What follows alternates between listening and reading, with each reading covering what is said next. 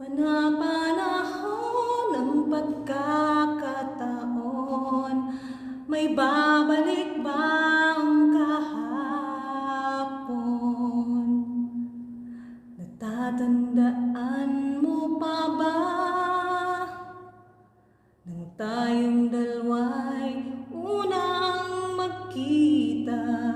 Panahon ng kamusmusan,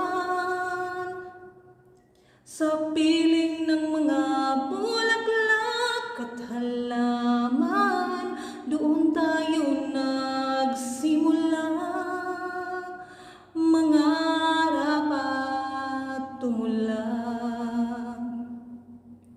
Lumilipas ang panahon, kabiyak ng ating gunita, ang mga puno at halaman. Bakit kailangan lumisan?